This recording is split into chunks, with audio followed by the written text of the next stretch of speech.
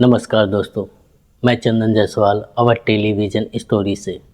आज की कहानी मुझे एक महिला ने भेजी है, जिसे मैं उनकी जीवनी सुनाता हूँ। इस समय वो करीब 50 साल की हैं। उन्होंने अपनी एक जीवनी भेजी है मुझे, मैं उसको कोशिश करता हूँ सुनाने की। रमा जी रमा जी ने बताया है कि वो इंटर का पेपर दे रही थी। उस समय एग्ज़ाम जो इंटर के होते थे वो बोर्ड के होते थे।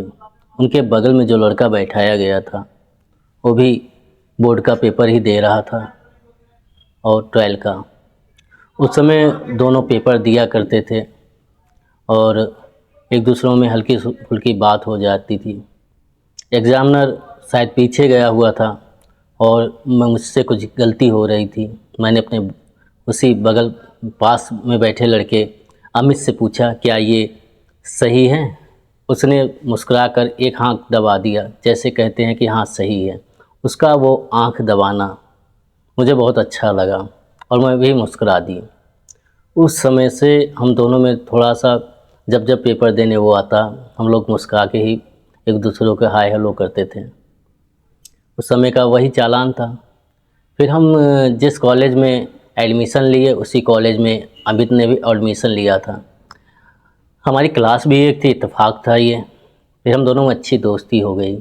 हम अपने कॉलेज में क्लास लेते और जो भी टाइम फ्री होता एक दूसरे के साथ बात करते।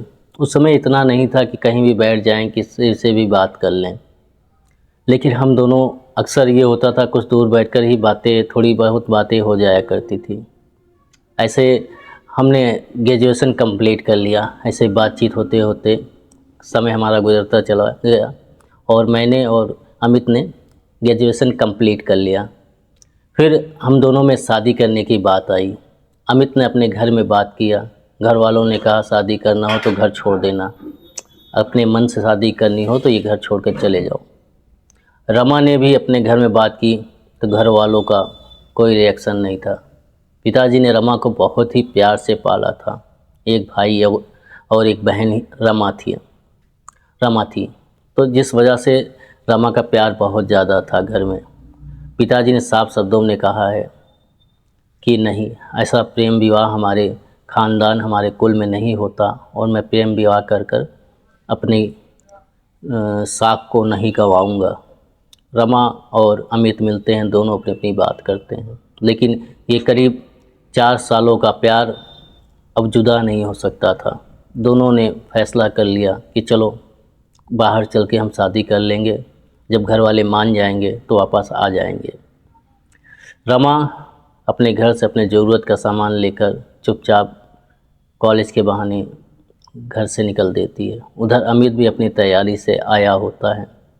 अमित और रमा दोनों निकल जाते हैं दूसरे शहर, वहाँ शादी करते हैं और अमित एक छोटा मोटा काम ढूंढकर काम करने लगता है और शाम बराबर पढ़ाई भी करते, दोनों कंपटीशन की तैयारी करते थे। 7 महीने हो गए थे दोनों को साथ रहते। रमा को मालूम चलता है कि वो प्रेग्नेंट है।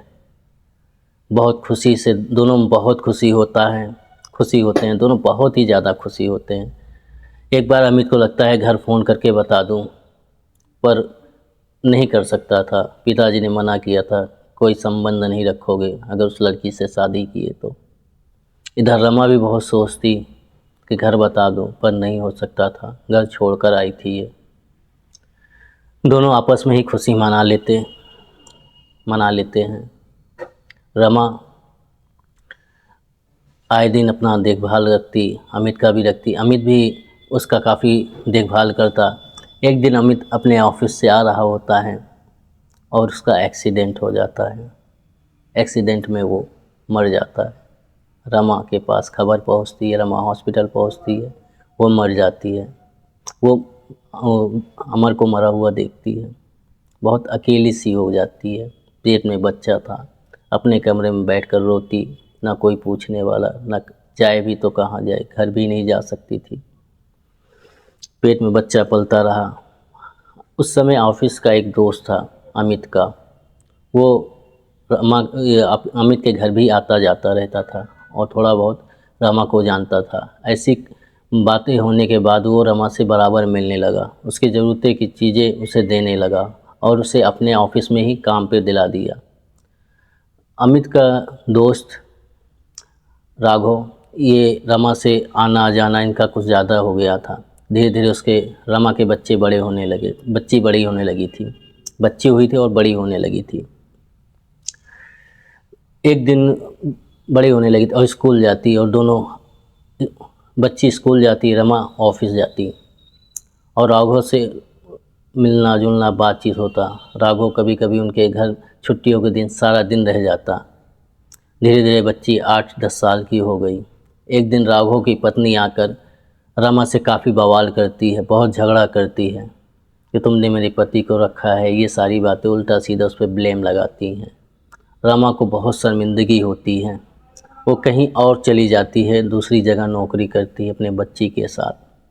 पूरी ज़िंदगी उसने अकेला काटा था, क्योंकि आज उसकी बच्ची बड़ी हो चुकी थी, वो भी उसे छोड़कर जा रही थी। उसे, उसके पास जीवन भर कोई संबंध नहीं रहा निभाने के लिए। बेटी की शादी के बाद फिर वो अकेली हो गई। वो बस ईश्वर से यही पूछती, मुझे दुनिया में भेजा क्यों था। अब जवाब कुछ भी नहीं था। दोस्तों, कभी कभी हमारा जीवन निरास्वार्थ निरार्थ होता है। कैसी लगी ये कहानी बताइएगा।